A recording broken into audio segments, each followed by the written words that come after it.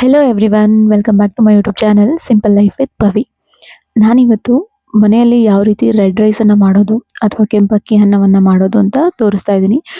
ಇದು ಬಂದು ಮಂಗಳೂರು ಸೈಡಲ್ಲಿ ಜಾಸ್ತಿ ಮಾಡ್ತಾರೆ. ರೆಗ್ಯುಲರ್ ಆಗಿ ಅವರು ಇದೇ ರೈಸನ್ನು ತೊಗೊತಾರೆ.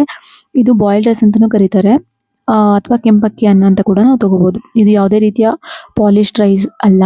ನಾವೇನು ಡೈಲಿ ಸಣ್ಣಕ್ಕಿ ಯೂಸ್ ಮಾಡ್ಕೊಂಡು ತಿಂತೀವಿ ಅದಕ್ಕಿಂತ ಇದು 100 ಪಟ್ಟು ತುಂಬ ಹೆಲ್ದಿ ಆಗಿರುವಂಥ ಒಂದು ರೈಸ್. ಇದನ್ನು ಯಾವ ರೀತಿ ಮಾಡೋದು, ಹಾಗೆ ಇದ್ರ ತಿನ್ನೋದ್ರಿಂದ ನಮ್ಮ ದೇಹದಲ್ಲಿ ಏನೇನು ಒಳ್ಳೆಯ ಅಂಶಗಳಿದೆ ಅಂತ ನಾನು ಈ ವಿಡಿಯೋ ಮೂಲಕ ನಿಮಗೆ ತೋರಿಸ್ಕೊಡ್ತೀನಿ. ಮೊದಲನೇದಾಗಿ ಯಾವ ರೀತಿ ಮಾಡೋದು ಅಂತ ನೋಡೋಣ ಬನ್ನಿ. ಇನ್ನು ಯಾರು ನನ್ನ ಚಾನಲ್ಗೆ ಸಬ್ಸ್ಕ್ರೈಬ್ ಮಾಡ್ಕೊಂಡಿಲ್ಲ, ಬೇಗ ನನ್ನ ಚಾನಲ್ಗೆ ಸಬ್ಸ್ಕ್ರೈಬ್ ಮಾಡ್ಕೊಳ್ಳಿ. ನಾನಿಲ್ಲಿ ಕೆಂಪಕ್ಕಿನ ತೊಗೊಂಡಿದ್ದೀನಿ. ಕೆಂಪಕ್ಕಿನ ತೊಗೊಂಡು ನೀವು ನೋಡ್ತಿರ್ಬೋದು ಅಕ್ಕಿ ಯಾವ ರೀತಿ ಇದೆ ಅಂತ. ಇನ್ನು ಒಂದು 4-5 ಸಲ ವಾಶ್ ಮಾಡ್ಕೋಬೇಕು. ನಾವು ನೀಟಾಗಿ ವಾಶ್ ಮಾಡಿಕೊಂಡು ಆ ಕೆಂಪು ಕಲರ್ ನೀರೆಲ್ಲ ಬರುತ್ತೆ ಅದೆಲ್ಲ ನೀಟಾಗಿ ವಾಶೌಟ್ ಆಗಬೇಕು. ಒಂದು 3-4 ಸಲ ನಾವು ನೀಟಾಗಿ ವಾಶ್ ಮಾಡ್ಕೋಬೇಕು. ನೀರು ತಿಳಿ ಆಗೋವರೆಗೂ ನಾವು ವಾಶ್ ಮಾಡ್ಕೋಬೇಕು. ನೀವು ನೋಡ್ತಿರ್ಬೋದು ನಾನಿಲ್ಲಿ ಇದು ವಾಶ್ ಮಾಡೋಕ್ಕೆ ಮುಂಚೆ ರೈಸ್ ಈ ಥರ ಇದೆ. ನಾವು ರೆಗ್ಯುಲರ್ ಆಗಿ ಏನು ಸಣ್ಣಕ್ಕಿನ ಯೂಸ್ ಮಾಡ್ತೀವಿ, ವೈಟ್ ರೈಸ್, ಅದರಲ್ಲಿ ನಿಜವಾಗ್ಲೂ ಯಾವುದೇ ಪೋಷಕಾಂಶಗಳು ಇರೋದಿಲ್ಲ. ಏಕೆಂದರೆ ಎಲ್ಲನೂ ಕೂಡ ಪಾಲಿಶ್ ಮಾಡಿ ತೆಗ್ದಿರ್ತಾರೆ. ಸೊ ಅದು ಪಾಲಿಶ್ ಮಾಡಿ ಅಷ್ಟು ಸಣ್ಣ ಅಕ್ಕಿ ನಮ್ಗೆ ಸಿಗುತ್ತೆ. ನಾವು ತುಂಬ ಸಣ್ಣ ಅಕ್ಕಿ ತಿಂದರೆ ಅದು ತುಂಬ ಚೆನ್ನಾಗಿರುತ್ತೆ ಅಂತ ನಾವು ಅನ್ಕೊತೀವಿ. ಇದರಲ್ಲಿರುವಷ್ಟು ನ್ಯೂಟ್ರಿಷನ್ ಅದರಲ್ಲಿ ನಿಜವಾಗ್ಲೂ ಇಲ್ಲ. ಸೊ ಆದಷ್ಟು ಇದನ್ನ ವೀಕ್ಲಿ ಒಂದು 2 ಸಲ 3 ಸಲನಾದರೂ ಈ ರೈಸನ್ನು ಯೂಸ್ ಮಾಡಿ. ಎಸ್ಪೆಷಲಿ ಮಕ್ಕಳಿಗೆ, ಬೆಳೆಯುವಂಥ ಮಕ್ಕಳಿಗೆ, ಮತ್ತು ಹಾಗೆ ಮಗುಗೆ ಹಾಲು ಕುಡಿಸ್ತಾ ಇರುವಂಥ ತಾಯಂದಿರಾಗಿರ್ಬೋದು ಅಥವಾ ಪುಟ್ಟ ಮಕ್ಕಳುಗಳಿಗಾಗಿರ್ಬೋದು ಈ ರೈಸು ತುಂಬಾ ಒಳ್ಳೆಯದು. ನಾನಿಲ್ಲಿ ಒಂದು 4 ಸಲ ನಾನು ಈ ಅಕ್ಕಿನ ನೀಟಾಗಿ ವಾಶ್ ಮಾಡ್ಕೊಂಡಿದ್ದೀನಿ.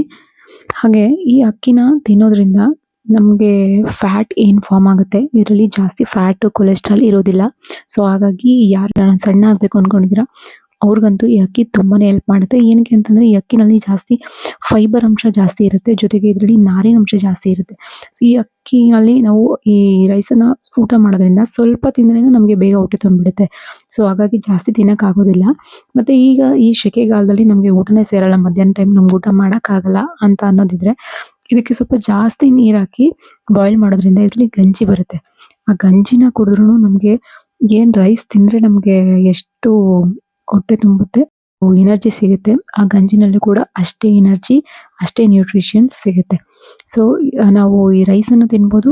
ಇಲ್ಲ ಆಗಲ್ಲ ಅಂತಂದರೆ ಗಂಜಿನೂ ಕೂಡ ಮಜ್ಜಿಗೆ ಜೊತೆ, ಮೊಸರು ಜೊತೆ, ಉಪ್ಪಿನಕಾಯಿ ಜೊತೆ ಕೂಡ ತಿನ್ಬೋದು. ನಾನಿಲ್ಲಿ ಒಂದು 4 ಸಲ ವಾಶ್ ಮಾಡ್ಕೊಂಡ್ಮೇಲೆ ನೋಡ್ತಿರ್ಬೋದು ನೀರೆಲ್ಲ ತಿಳಿಯಾಗಿ ಅಕ್ಕಿ ಯಾವ ಥರ ಆಗಿದೆ ಅಂತ. ವಾಶ್ ಮಾಡ್ಕೊಂಡಿರುವಂಥ ರೈಸನ್ನು ಕುಕ್ಕರ್ಗೆ ಶಿಫ್ಟ್ ಮಾಡಿಕೊಂಡೆ. ಇದಕ್ಕೆ ಇವಾಗ ನೀರನ್ನು ಹಾಕ್ತಾಯಿದ್ದೀನಿ. ನೀರನ್ನು ಎಷ್ಟು ಹಾಕಬೇಕು ಅಂತಂದರೆ ಯೂಶ್ವಲಿ ನಾವು ಅಕ್ಕಿಗೆ 2ರಷ್ಟು ನೀರನ್ನು ಹಾಕ್ತೀವಿ, ಬಟ್ ಇದಕ್ಕೆ ಸ್ವಲ್ಪ ಜಾಸ್ತಿ ಹಾಕಬೇಕು. 3ರಷ್ಟು ನೀರು ಹಾಕಬೇಕು. ನಾವು ಅಕ್ಕಿ ಎಷ್ಟು ತೊಗೊಂಡಿರ್ತೀವಿ ಅದಕ್ಕೆ 3 ಪಟ್ಟು ನೀರನ್ನು ಹಾಕಬೇಕು. ನೀರನ್ನು ಹಾಕಿ ರುಚಿಗೆ ತಕ್ಕಷ್ಟು ಉಪ್ಪು ಹಾಕಿ ಮತ್ತು ಒಂದು 3-4 ವಿಷಲ್ ಕೂಡ ಬರಬೇಕು. 3-4 ವಿಷಲ್ ಬಂದರೆ ರೈಸ್ ತುಂಬಾ ಚೆನ್ನಾಗಾಗುತ್ತೆ.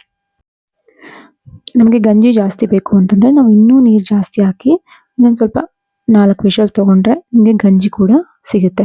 ಗಂಜಿನೂ ಕೂಡ ನೀವು ಮಕ್ಕಳಿಗೆ ಕೊಡ್ಬೋದು, ನೀವು ಕೂಡ ಕುಡಿಬೋದು.